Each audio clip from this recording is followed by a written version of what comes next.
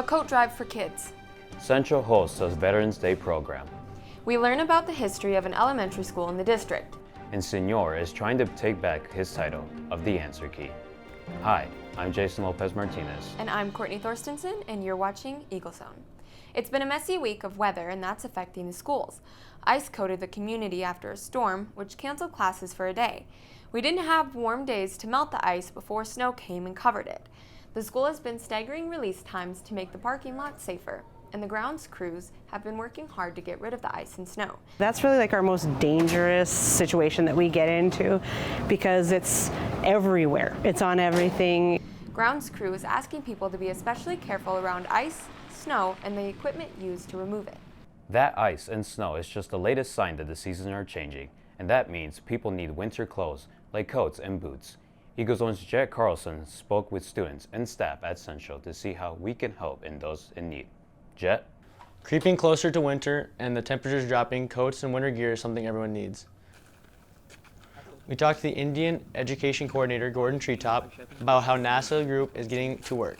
We consistently, all year long, accept donations, and we have a storage unit. We store everything until a family needs it.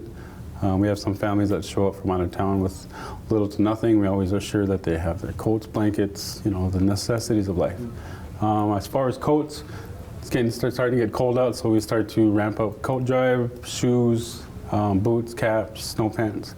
Little kids can't go on the playground without snow pants, so that's a huge thing that we need to get. We talked to the NASA president, Kaylee Hanley, about the importance of this drive. Us, as the NASA group, we believe that we are all relatives, and it's really important to give back to those who are in need, and especially if you're able.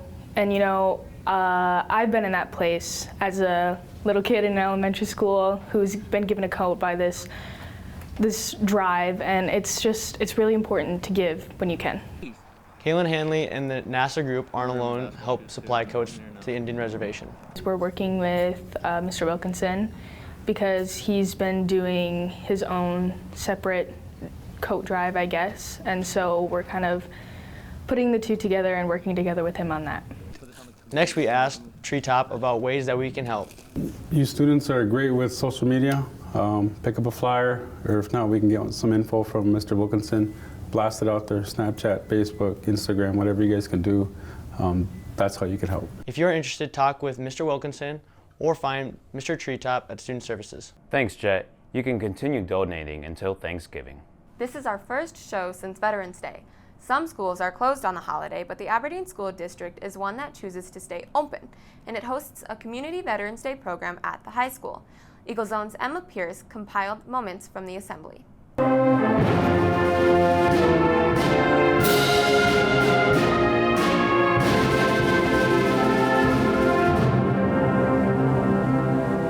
104 years ago, on the 11th hour of the 11th day of the 11th month in 1918, an armistice was declared between the Allied nations and Germany to temporarily end hostilities. It became a day of reflection in subsequent years for those who served in World War I. However, in 1954, Armistice Day was changed to Veterans Day to honor all of those who served during peacetime and in war.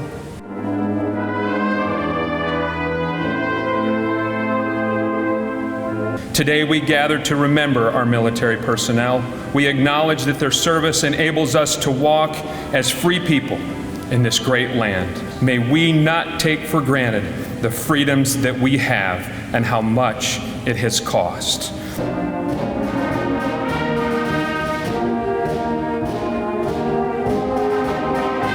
This color guard group that you see out here do 20 to 30 military rites at funerals, and sometimes the days are even a lot nastier than today, and they're out there paying the last respects to our veterans.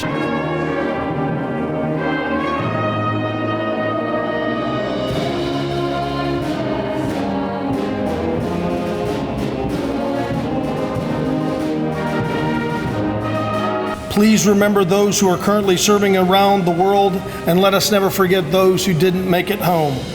And we are reminded that because of their service, we live in safety.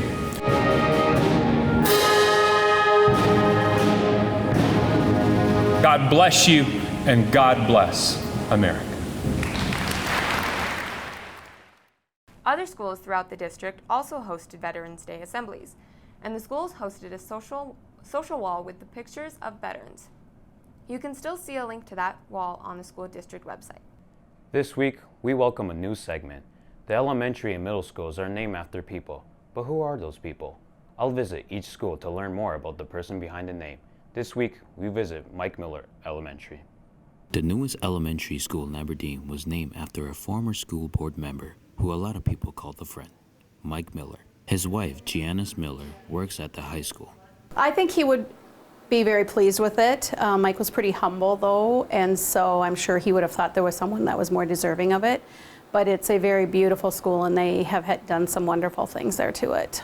Miller was a business owner of Shoe Science back when it was called the Athletics Foot. While running the business, he was an education advocate right up until his death. Yes, he was diagnosed with cancer, and 1 week later he passed away. So he was the school board president at the time of his death, and he was on the school board, I believe, for 12 years before that. He also was on the High School Activities Association's board. He tried every year to go into all the schools and meet the teachers of all the schools around here. He was really just a voice for everybody. People went to Mike when they had a concern or a question. It was really hard not to like Mike. He was just an overall great guy and easy to work with. Superintendent Becky Guffin says that there was a process to come up with the name, and a committee considered different ideas. We did have other nominations for the school. We reviewed the nominations as well as the criteria, and Mike Miller's name rose to the top. The school board at that time asked for nominations of different people in the community who the school could be named after. And so my daughter, my son, and I wrote a nomination to the school board, and then Dr. Guffin came over and told us that Mike's name was chosen, and so we were very excited about it. Along with many people in the community that called him his friend. Miller's legacy in education continues in other ways too. His daughter is a second grade teacher at May Overby. I'll visit other schools in later shows. We'll be right back after these messages created by media production students.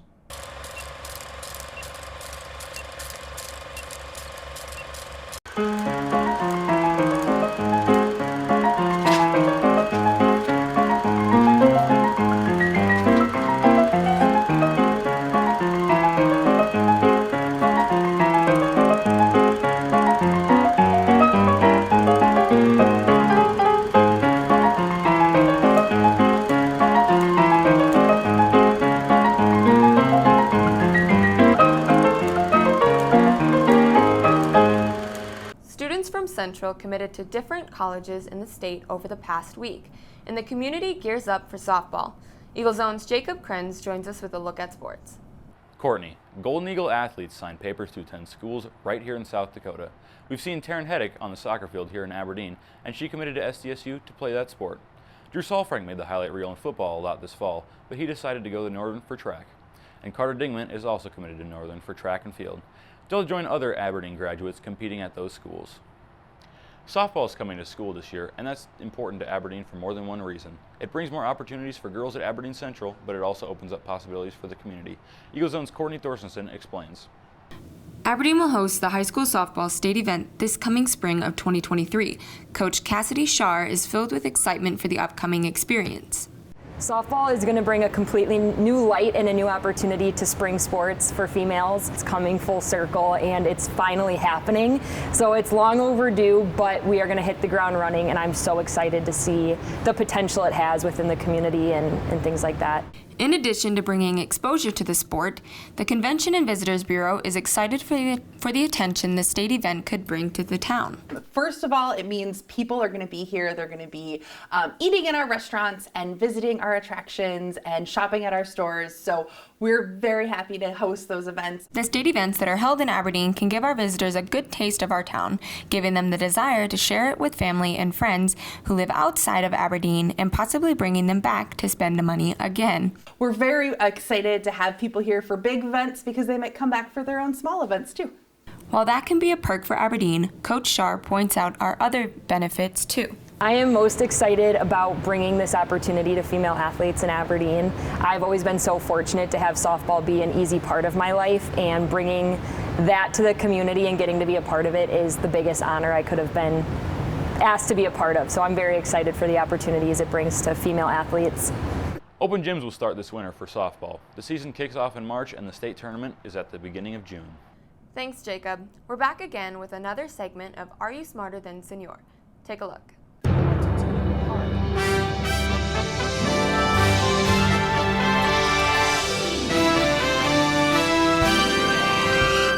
Welcome back to another show of Are You Smarter Than Senior? Last time, Senior shocked the world as he took his first career loss. This week, we migrate away from Central to see how Holgate Middle School staff compete against Senior Caveney. Let's meet our contestants. Mr. Torrance, Mrs. Fiegler, Mr. Fox, and Mr. Bowden. This week, the topic is cities. We showed our contestants a picture of a popular city and they guessed what city it is. Before we quizzed our contestants, we caught up with Senior. So, in our last quiz, you took your first loss ever. Unfortunately, very sadly. So, are you looking to bounce back today and get another win? I sure am, yes. So, today's topic, we have cities. So, how are your skills with cities? I guess it depends on how I'm being tested on them. It's just a picture of the city. Pictures of cities. If they're iconic enough, then I probably should do okay. If it's some obscure city, that's up to chance, I suppose. Looks like Senior is ready and a lot more confident than last time. For our first city, we start off in the U.S. Is that Vegas? That's Vegas. London. Las Vegas. Italy. What? What? Oh. I don't want to do this. You have my mind boggled right now. No, you have to do it. There's only like 2 more. You need to cut that. I don't want to do this. You set me up for this. I refuse. Oh! Coach Fox, you need to see things through. Okay? Quitting is not an option. You need to saddle back up, come back down to Central since they already came to Holgate. Okay? And you need to finish this quiz. And that's all I have to say about that. And for the first time ever, a contestant quits. We are down to 3 contestants, and Senior, of course. Everyone is starting off on a good note, but Bowden is starting off rough. Next, we go over to Europe. That's Paris. Paris.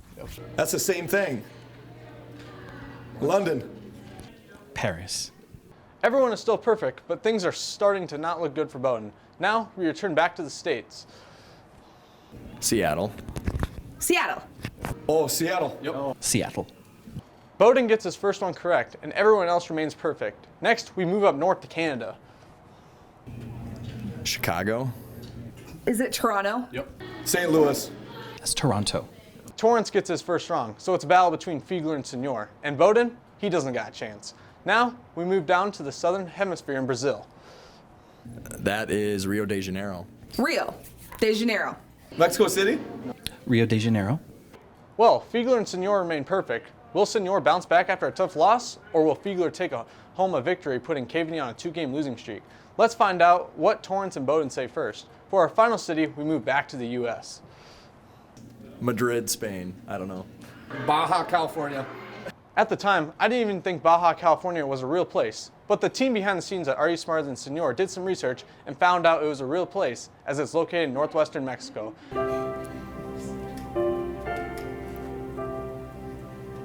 Is it Cancun? No. No! What was it? Honolulu. That's a dumb one.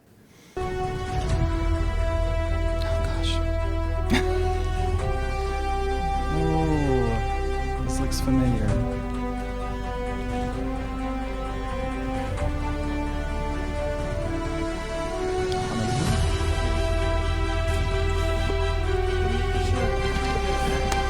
Caveney clutches up with ice in his veins and takes the dub with a perfect score. And as you saw, Senior is extremely happy to be a winner once again. Next time, we will see how Simmons Middle School staff stack up against Senior Caveney. Signing off, as your host of Are You Smarter Than Senior, I'm Camden Fowl. Thanks, Camden. That's all for this episode of Eagle Zone. You can always watch our stories whenever you want by scrolling down to the Eagle Zone section of the school district website. That's aberdeen.k12.sd.us. We leave you this week with a look outside after the ice storm passed through. The video comes from Media Production students With Eagle Zone, it's your boy, Jason Lopez Martinez. And I'm Courtney Thorstensen. See you next week.